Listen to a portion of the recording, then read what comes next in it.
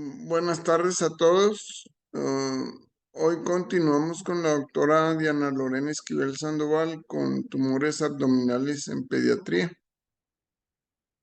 ¿Sí? Buenas tardes. Buenas tardes, doctor. Iniciamos. Sí, doctora. Muy bien, vamos a comenzar entonces a continuar. El día de hoy vamos a ver las masas abdominales en pediatría, empezando por dos masas abdominales ubicadas en riñón, que sería el nefroma mesoblástico congénito, el tumor de Wilms. También vamos a ver el neuroblastoma y el radiomiosarcoma genitourinario. Entonces, cuando nos encontramos ante una masa abdominal, pues nos encontramos ante la duda si esta masa podría ser de origen renal o no. Para esto nos podemos ayudar del signo de la garra. El signo de la garra nos ayuda precisamente a determinar el origen de esta masa. ¿Qué es el signo de la garra? Pues es cuando esta masa, este tumor, está rodeado del parénquima normal del riñón. Entonces, cuando el signo de la garra está presente, estamos ante un tumor que nace del riñón. Cuando está ausente, no vemos este parénquima que está rodeando esta lesión. eh, Quiere decir que estamos ante un tumor que no nace del riñón. Entonces, los ángulos que va a formar esta masa entre el parénquima normal va a ser de ángulos agudos, y cuando la masa es extrarrenal va a formar ángulos obtusos. También en ultrasonido nos podemos guiar para saber si el tumor es de origen renal o no, al ver, por ejemplo, el movimiento con la respiración del riñón. Si el tumor se mueve junto con el riñón, con la respiración, pues también estamos ante la presencia muy probablemente de que el tumor sea de origen renal. Muy bien, para empezar con el nefroma mesoblástico congénito, también se le llama amartoma renal fetal o tumor de Bolande, también amartoma leiomiomatoso, también porque ahorita, como vamos a ver en patología, pues tiene una forma, asemeja a un mioma. Entonces, es la neoplasia renal más frecuente en neonatos. Aquí, muchas veces, al tener una imagen radiológica, pues nos encontramos ante la duda si podría ser un tumor de Wilms, por también localizarse en el riñón, o podría ser un nefroma mesoblástico congénito. A veces no hay hallazgos que nos puedan diferenciar, pero nos podemos ubicar más o menos en el diagnóstico con la presentación de edad, puesto que pues esta es una neoplasia que se va a presentar más en neonatos, y el tumor de Wilms pues va a ser en niños un poco más grandes. Esta es una entidad rara, sin embargo es el tumor renal sólido más común en lactantes menores de 6 meses de edad, y típicamente se presenta en los primeros 3 meses de vida. Es un tumor de buen pronóstico y de etiología benigna. Representa del 3 al 6% de los tumores renales pediátricos. Como ya mencionaba, neoplasia renal más común en neonatos. Su diagnóstico puede ser antenatal o muy posteriormente al nacimiento. El 90% de estos tumores ya son diagnosticados antes del año de edad. Entonces, si estamos ante la presencia de un tumor renal ya posterior a los 2 años, pues ya hay mucha duda de que pudiera ser esta etiología. El sexo es un poco ligeramente más común en los varones. La edad, la mayoría, como mencionaba, hay 2 tipos histológicos de el nefroma mesoblástico. Está el clásico y el celular. Por lo general, el clásico se presenta en edades más tempranas, antes de los 3 meses, y el celular, que es un tumor más agresivo, posterior a los 3 meses, un poquito más tardío. En general, el tipo clásico es de buen pronóstico. Ya con la resección quirúrgica es curativo, con una supervivencia a los 5 años de hasta el 100%, 90-100%. El subtipo celular, como ya comentaba, es más agresivo, con 10% de recaídas con recurrencia local o ya metástasis. Las metástasis, pues, principalmente van a ser a pulmón, pero también puede ser a hígado, corazón, cerebro y hueso. La presentación clínica, ¿cuál es? Pues va a ser una masa palpable abdominal. Por ser pacientes muy pequeños, pues es una masa que lo detectan los papás y también se puede presentar hematuria, hipertensión, hipercalcemia. El 71% aproximadamente está asociado a complicaciones perinatales, por ser un proceso que también se puede diagnosticar antes del nacimiento con polidramios hidroxfetal y nacimientos pretérminos. Como ya les mencionaba, hay subtipos, hay 3. El clásico, que representa alrededor de 1/3, el celular o atípico, y el mixto, que vendría siendo un 10 al 20%. El clásico es una masa sólida más homogénea, con compromiso del hilio renal sin invasión vascular, y las calcificaciones aquí son raras. El celular, que es más agresivo, tiende a ser una masa heterogénea por áreas ya sean quísticas, hemorrágicas o necróticas. Es un tumor más grande que ya puede cruzar la línea media y ya puede englobar vasos e invadir órganos adyacentes.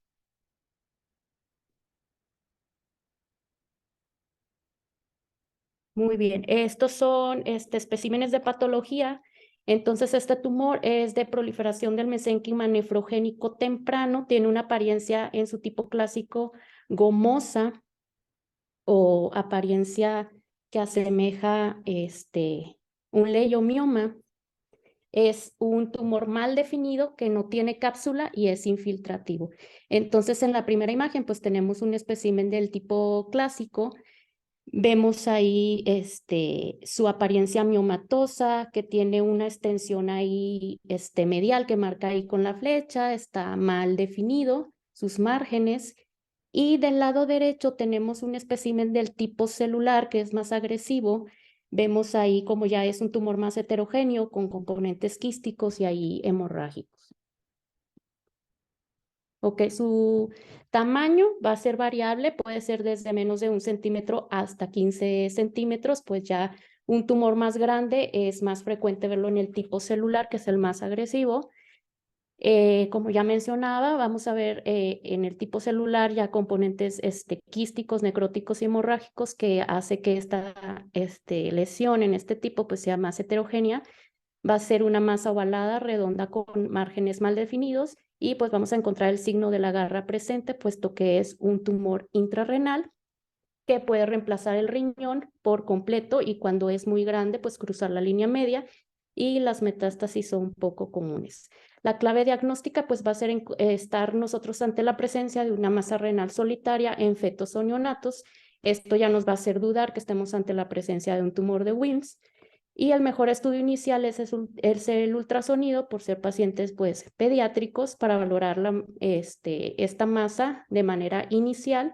Y la resonancia magnética pues cada vez se está usando más para ver la extensión y las adenopatías. Entonces, en la radiografía de tórax, que bueno, no es algo que se vaya a usar de entrada comúnmente, sino va a ser el ultrasonido, pues podríamos ver una masa que genera ahí efecto de masa, vaya la redundancia, y desplaza la línea media, desplaza las asas intestinales. Es una masa grande, ahí como la podemos ver, redondeada, de densidad de tejidos blandos. En ultrasonido, los hallazgos va a ser encontrarnos ante la presencia de una masa heterogénea con su ecogenicidad variable. Puede tener componentes quísticos en el tipo celular, y podemos estar ante la presencia del signo del anillo. Esto sobre todo en el tipo clásico, aunque a veces también podríamos encontrarlo de menor frecuencia en el tipo celular. El signo del anillo, que es estar viendo anillos ya sea ecogénicos o hipocoicos, circundantes, que vienen representando vasos anormales periféricos a la lesión, y esto pues también lo podríamos ver con la ayuda del Doppler color. Aquí en estas dos imágenes vemos una masa grande, heterogénea, tiene pues ahí componente sólido quístico, tiene pequeñas ahí áreas necróticas en el centro de la masa con desplazamiento de los órganos adyacentes y la vasculatura. Ya con el uso del Doppler color vemos ahí una vasculatura periférica, vascularidad periférica. Aquí vemos un ejemplo de lo que les mencionaba del signo del anillo, que a veces se podría ver en el tipo clásico, aunque no, no es algo absoluto.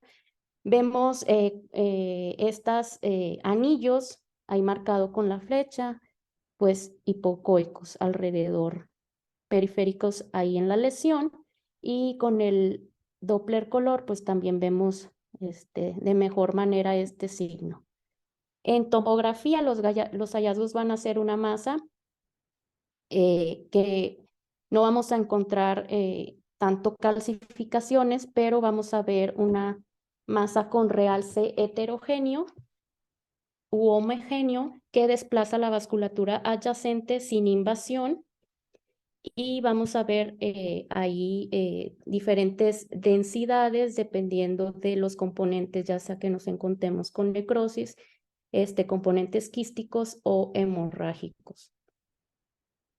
Va a tener, pues como mencionaba, un realce heterogéneo por esto mismo. Y aquí en esta imagen podemos ver de tomografía axial y con reconstrucción coronal a la derecha una masa grande en abdomen izquierdo, predominantemente quístico, con márgenes bien definidos. Y vemos ahí un ejemplo de lo que es el signo de la garra, que se puede ver ahí periféricamente lo que es el parénquima renal normal. Vemos desplazamiento, cómo cruza la línea media esta gran masa y desplaza los vasos y los órganos adyacentes. Aquí en resonancia, pues en T1 los hallazgos van a ser una señal intermedia a baja. Podemos ver focos hiperintensos por focos ahí de hemorragia. En T2, una señal variable por los componentes sólidos, y con contraste un realce heterogéneo de los componentes sólidos. Entonces ahí tenemos imagen de resonancia en axial y coronal, y podemos ver esta lesión grande, redondeada, hipointensa, y podemos ver esos focos hiperintensos que se van a ver por hemorragia.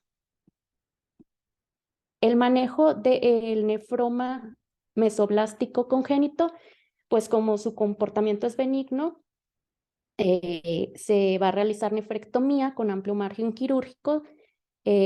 Recidiva se puede haber si la resección es incompleta. Hay que tener en cuenta que puede haber metástasis a los pulmones, a cerebro y hueso, y la recomendación aquí es seguimiento estrecho durante 1 año después de la resección quirúrgica.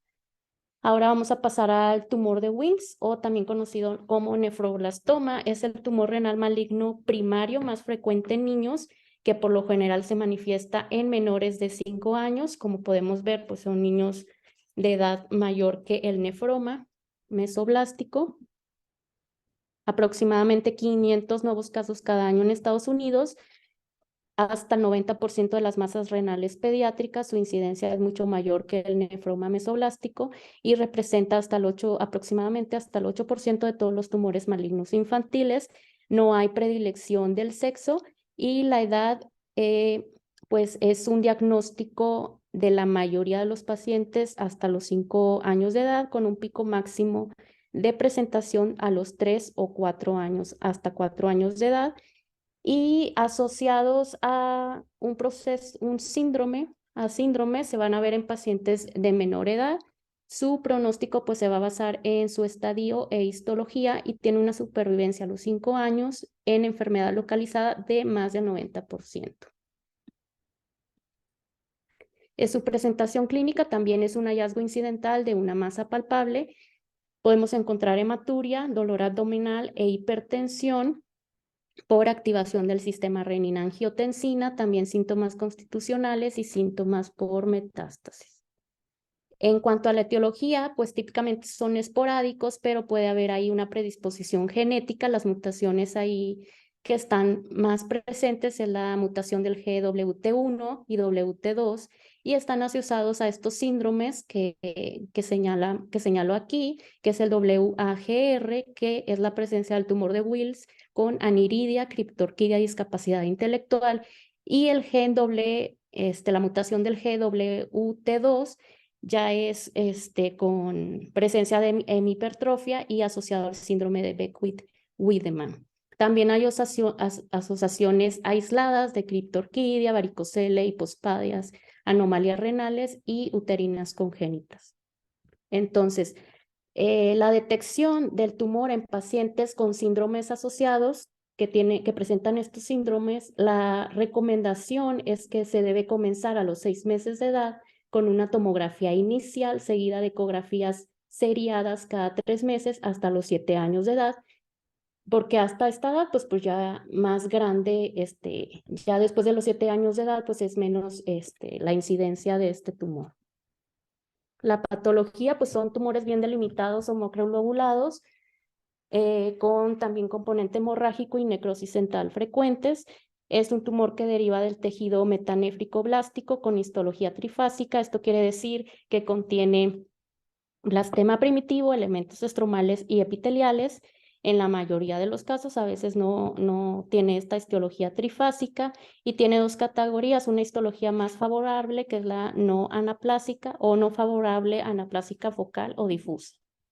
Aquí tenemos un espécimen de patología para ejemplificar este tumor de Wilms. Aquí vemos esta lesión que se extiende a la pelvis renal y esta lesión tiene una pseudocápsula. En cuanto a su localización y tamaño, pues es una masa intrarrenal, como ya hemos mencionado. Con pseudocápsula puede distorsionar el parénquima renal y extenderse hasta el sistema colector. Su diseminar por extensión directa puede invadir, y es importante la búsqueda de invasión vascular de vena renal y de la vena cava inferior.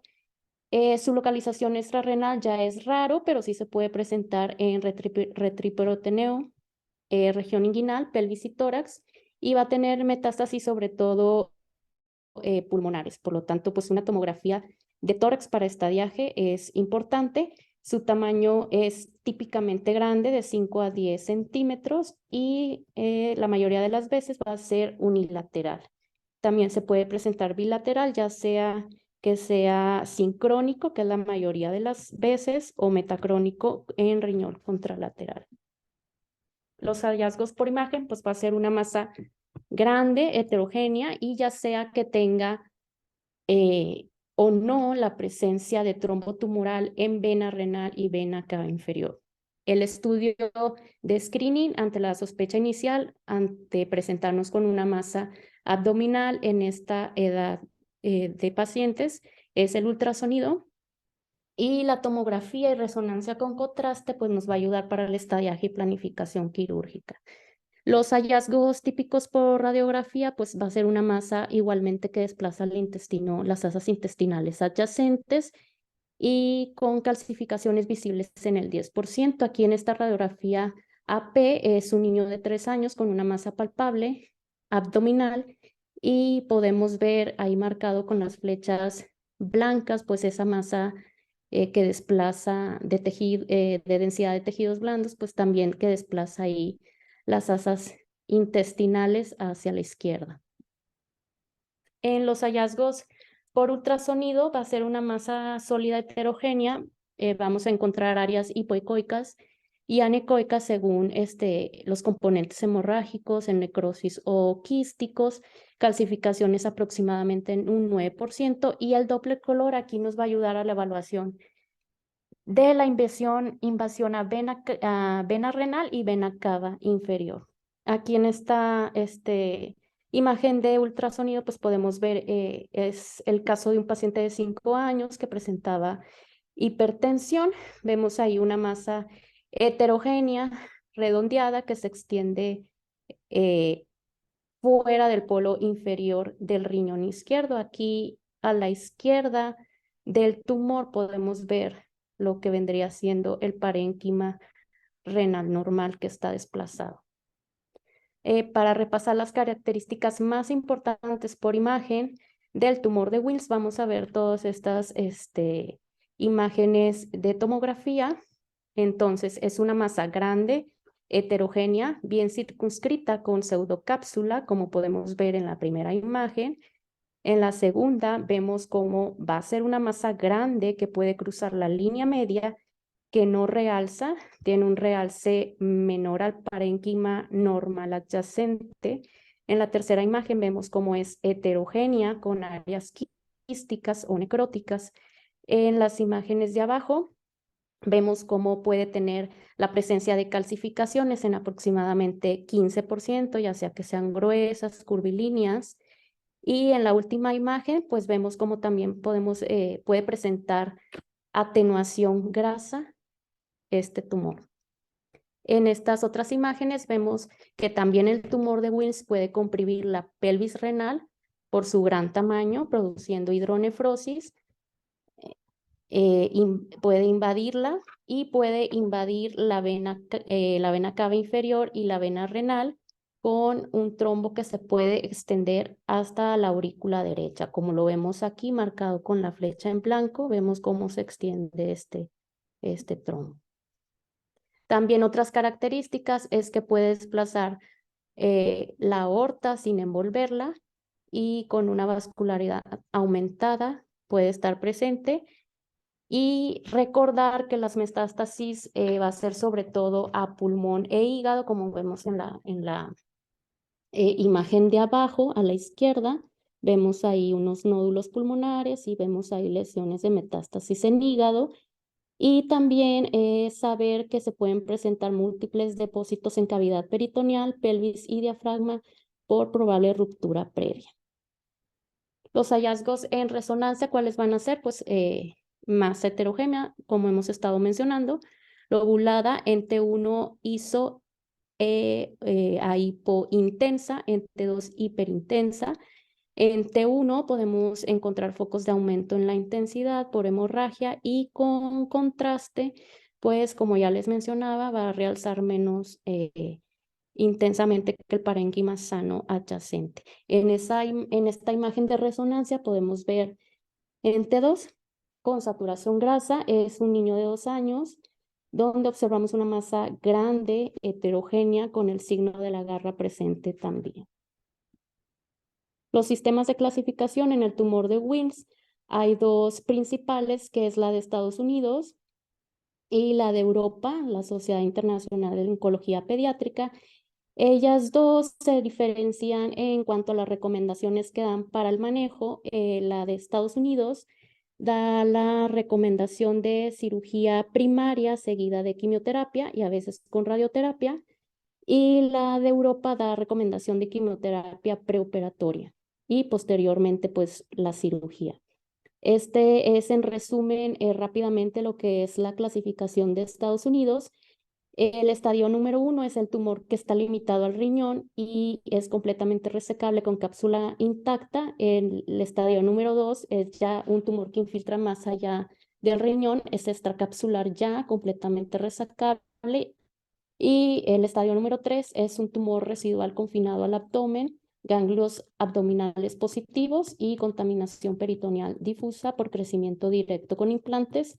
El estadio número 4 ya es la diseminación hematógena, ya con metástasis a pulmón, ganglios linfáticos e hígado. Y ya por último, el estadio número 5 ya es la enfermedad bilateral.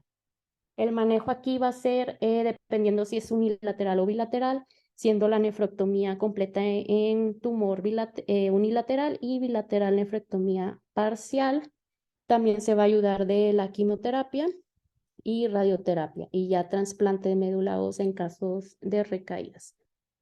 Ahora pasando al neuroblastoma, este es una neoplasia maligna extracraneal sólida más común en niños, es el tercer tumor infantil más común después de lo que es la leucemias y los tumores cerebrales.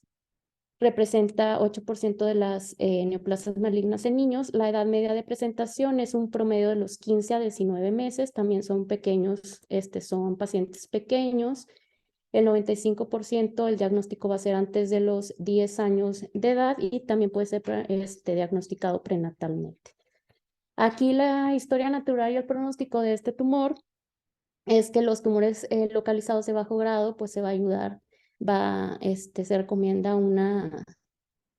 se da un tratamiento quirúrgico, y los de alto riesgo, cirugía con quimioterapia, ya sea con trasplante de médula ósea o no. Y ahorita vamos a ver lo que es la clasificación rápidamente, pero los de mejor pronóstico son los de estadio 1, 2 y 4S. ¿Y cuáles son las características que nos dicen que pues es un caso de mal pronóstico? Es la edad de inicio tardía, más de 18 meses. En este tumor, entre más los pacientes tengan más edad, pues va a ser un peor pronóstico. Entre más joven, pues va a ser mejor. También de mal pronóstico, un factor es la mutación NMYC, la delección del cromosoma 1, una etapa superior ya con metástasis y un índice histológico desfavorable. En cuanto a su patología, pues este es un tumor maligno de las células primitivas de la cresta neural de la cadena simpática. Tiene algunas anormalidades asociadas, algunos síndromes como el síndrome de Beckwith-Wiedemann, también síndrome de Turner, síndrome de George, enfermedad de Hirschsprung. Y como ya les mencionaba, pues muchos de estos tumores tienen delección del cromosoma 1 y amplificación del gen NMYC, que es tener esto es de mal pronóstico. La localización, pues la mayoría va a ser en la glándula suprarrenal, pero también puede tener otras localizaciones, también siendo importante a nivel de retroperitoneo. Va a ser una masa que puede ser desde muy pequeña, solitaria para espinal suprarrenal, hasta una masa grande lobulada que va a cruzar la línea media. Un tumor agresivo puede invadir los tejidos adyacentes, y este tumor frecuentemente envuelve y desplaza las estructuras vasculares. Va a presentar metástasis al diagnóstico hasta en un 50-60%, a hueso, médula ósea, ganglios linfáticos, hígado y tejidos blandos. Su presentación clínica también es una masa abdominal asintomática. También otros síntomas: malestar general, irritabilidad, pérdida de peso, oxoclonus mioclonus, síndrome de Horner, ataxia cerebelosa, síntomas neurológicos por compresión, hipertensión y diarrea por hipocalemia. Este tumor tiene otros síndromes que pueden acompañarse de como por ejemplo ahí describe lo que es el síndrome del muffin de arándanos, que son múltiples lesiones cutáneas. Otro hallazgo que puede acompañarse, por ejemplo, metástasis orbitarias con los ojos de mapache, que es proptosis y equimosis periorbitaria. Puede acompañarse de otro síndrome, que es el que se llama el síndrome de Pepper, que es hepatomegalia por metástasis hepática extensa. O sea, tiene varios síndromes ahí que se pueden asociar con este tumor. La clave diagnóstica va a ser encontrarnos ante la presencia de una masa lobulada suprarrenal paraespinal parcialmente calcificada en niños. Igualmente que los otros tumores, el estudio inicial es el ultrasonido y la resonancia magnética para caracterizar el tumor, definir la extensión al diagnóstico y seguimiento. Aquí en radiografía también, aunque no va a ser común tener este estudio de entrada, pues va a ser a menudo pues va a ser una lesión oculta o muy sutil en la radiografía. Se puede presentar calcificaciones en aproximadamente un 30%, igualmente como las demás, que desplaza las asas de intestino. Aquí podemos ver datos de metástasis ósea. Se podría ver como retracción perióstica, una lesión lucente o esclerótica, destrucción cortical o permeación. Aquí en esta imagen de radiografía es el caso de un niño de 2 años de edad. Es una radiografía anteroposterior de un paciente que presentaba distensión abdominal y dolor. Vemos aquí igualmente el desplazamiento de las asas intestinales por una masa lobulada. Si podemos ver aquí del lado izquierdo, pues se ve ahí por la flecha la masa inferior. Se ve ahí como los lóbulos ahí de la forma, de este lóbulo que da la forma de la masa. parcialmente calcificada. Ahí vemos una calcificación del lado derecho superior. En tomografía, los hallazgos va a ser una masa usualmente heterogénea por necrosis o por hemorragia, con calcificaciones hasta el 90%. Se pueden ver. Ya con contraste, pues sería ver también una masa grande, lobulada, heterogénea, que cruza la línea media con numerosas calcificaciones. Como aquí podemos ver en esta imagen de tomografía, precisamente eso, es una masa grande, lobulada. Vemos ahí múltiples calcificaciones marcadas con la flecha y cómo envuelve a la aorta, ahí marcado con esta flecha delgada. En ultrasonido, los hallazgos va a ser igualmente una masa heterogénea con calcificaciones. Estas calcificaciones pues las vamos a ver como focos ecogénicos que podrían generar sombra acústica posterior en localización en la glándula suprarrenal, que podría desplazar o distorsionar el riñón, y con Doppler veríamos una vascularidad ahí variable y los vasos, usualmente este tumor los va a envolver o los va a desplazar. Aquí en estas imágenes de ultrasonido vemos esta gran masa abdominal sólida, heterogénea, que podemos ver ahí cómo desplaza importantemente el parénquima renal izquierdo. En este caso fue el izquierdo. En la imagen de en medio, pues podemos ver este desplazamiento importante y la vascularidad ahí como más periférica.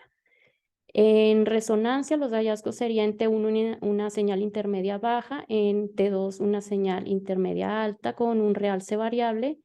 Puede ser desde ningún realce a un realce así más difuso, típicamente con restricción a la difusión por ser un tumor de alta celularidad. Y la resonancia pues va a ser excelente para valorar la extensión intraespinal. Tiene alta sensibilidad y especificidad para enfermedad medular. En esta imagen de resonancia en secuencia ESTIRA en un paciente de 4 meses, podemos ver esta masa bien circunscrita del lado izquierdo, redonda, pues vemos estos márgenes bien definidos, hiperintensa, y en este caso pues fue un hallazgo incidental, ahí marca en ultrasonido, por ultrasonido. Este es el Sistema Internacional de Estadificación del Neuroblastoma. Aquí ya nada más para resumir, pues en la mayoría de los casos, de un 60 a un 80% de los pacientes van a presentar tumores al diagnóstico, bueno, van a presentar tumores en estadio de 3 o 4. Y pues esta estadificación es una estadificación posoperatoria y es también para pronóstico. Ok, entonces quise poner esta tablita nada más para resumir rápidamente la diferenciación entre un tumor de Wilms y un neuroblastoma. Tenemos entonces que el tumor de Wilms va a tener una presentación principalmente de 3 a 4 años, y el neuroblastoma en pacientes un poco más jóvenes, de 1 a 2 años. Los síntomas, aquí la diferencia es que en neuroblastoma se puede presentar síntomas paraneoplásicos. En cuanto a los hallazgos de imagen, pues el tumor de Wilms va a estar presente el signo de la garra, puesto que es un tumor intrarrenal. En el neuroblastoma no se va a ver porque su localización pues más frecuente es la glándula suprarrenal. Los márgenes en el tumor de Wilms van a ser bien definidos por su pseudocápsula, y en el neuroblastoma va a ser márgenes mal definidos. En el tumor de Wilms las calcificaciones van a ser curvilíneas o gruesas, y en el neuroblastoma van a ser como más puntiformes. En el tumor de Wilms los vasos, si los vasos van a ser desplazados, no tanto envueltos como en el neuroblastoma, que puede envolver la aorta, desplazándola también de su posición. Y el tumor de Wilms pues va a estar presente ganglios positivos, y en neuroblastoma conglomerados. Y en la diferencia también, una es que en el neuroblastoma van a estar presente una extensión espinal. Y ya por último vamos a ver el radiosarcoma genitourinario. Este es un sarcoma de partes blandas más frecuente en edad pediátrica. Su pico de incidencia es a los 2 a 6 años de edad. El 75% ya van a ser diagnosticados en pacientes hasta los 5 años de edad. Tiene una prevalencia ligeramente superior en los hombres, sobre todo los tumores, los rabdomiosarcomas geniturinarios. Estos tumores ocurren en los órganos pélvicos y pues son poco comunes. Eso es algo que pues hay que mencionar. Se dan alrededor de 4.5 casos por millón y 250 nuevos casos por año en Estados Unidos. En cuanto a la patología, pues su definición es un tumor maligno mesenquimal derivado de músculo estriado de cualquier órgano pélvico. Proviene de células musculares primitivas, por lo tanto, también tiene algunos síndromes asociados, un poco ahí parecidos con los otros tumores que hemos visto. Se va a presentar comúnmente una mutación DICER1 y también hay una relación ahí en la literatura de un mayor riesgo por exposición a radiación en útero o consumo de marihuana y cocaína por padres. En cuanto a los subtipos, tiene varios subtipos. Es el embrionario, que es el que más se presenta en el rabdomiosarcoma geniturinario, es el de mejor pronóstico. También está el alveolar y el indiferenciado, que se va a presentar más en adultos, y el mismo subtipo embrionario tiene una variante que es el botroid en un 5%. La presentación clínica pues va a ser una masa pélvica o escrotal con o sin dolor. Usualmente suele ser grande y va a ser acompañado de síntomas urinarios, disuria, hematuria o retención urinaria. Su localización va a ser en vejiga, vagina, cervix, útero, paredes pélvicas, próstata, que es la presentación más común en varones, y tejidos paratesticulares. Su diseminación va a ser por extensión local, también vía linfática y hematógena, y la metástasis van a estar presentes aproximadamente hasta en un 20% al diagnóstico, a pulmón, hígado y hueso. Aquí la clave diagnóstica pues va a ser cuando nos presentemos con una masa pélvica predominantemente sólida, grande y heterogénea en niños que también presentan síntomas de obstrucción del tracto urinario. Es cuando hay que pensar en este tumor. El ultrasonido nuevamente va a ser el estudio inicial que se recomienda o que se utiliza. La tomografía y la resonancia magnética va a ayudar para la caracterización y localización, y para la estadificación va a ayudar la tomografía de tórax y el PET. En radiografía los hallazgos van a ser nuevamente, como todos los tumores que hemos estado viendo, una masa de tejidos blandos. Aquí ya va a variar, ya no va su localización, o sea, va a desplazar también las asas intestinales, pero aquí por fuera de la pelvis, y aquí la diferencia es que pues puede imitar una vejiga urinaria distendida, o sea, ya la localización va a ser un poco diferente a los otros tumores que hemos estado viendo, puesto que es un tumor en pelvis.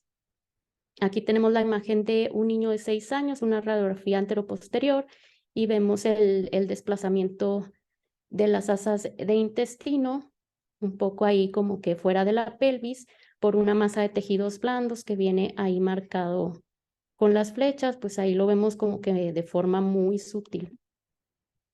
Los hallazgos por ultrasonido va a ser un tumor redondeado o lobulado que distorsiona o se extiende a la vejiga. Es una masa grande, heterogénea, sólida, también con componentes quísticos.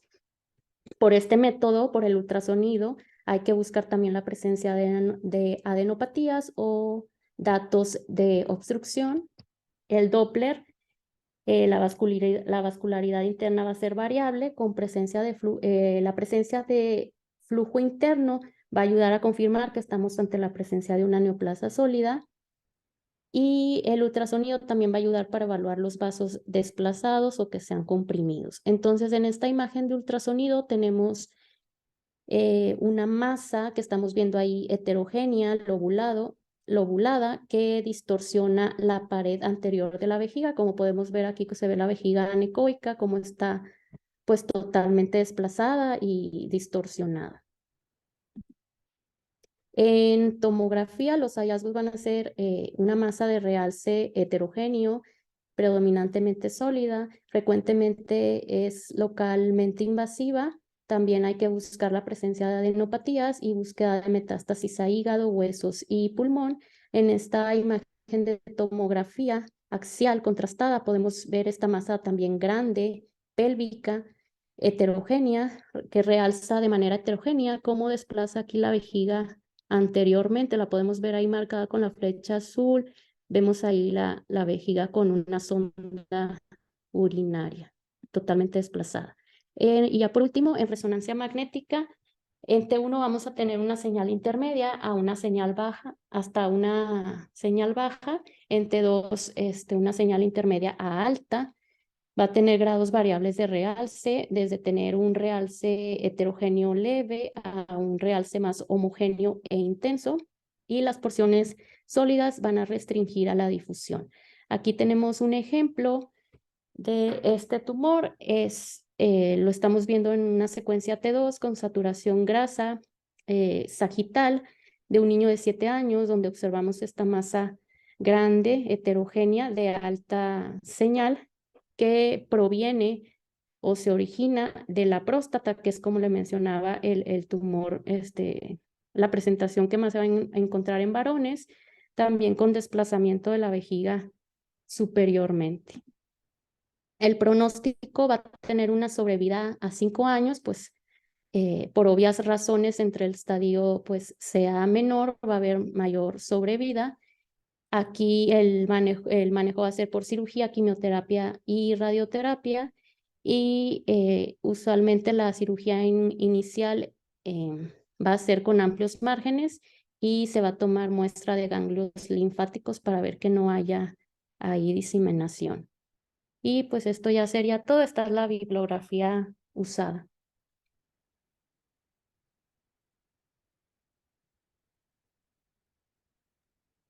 Muy bien, doctora. Muy bien, muy buena clase. Excelente. Sí. Gracias. ¿Algún comentario o algo?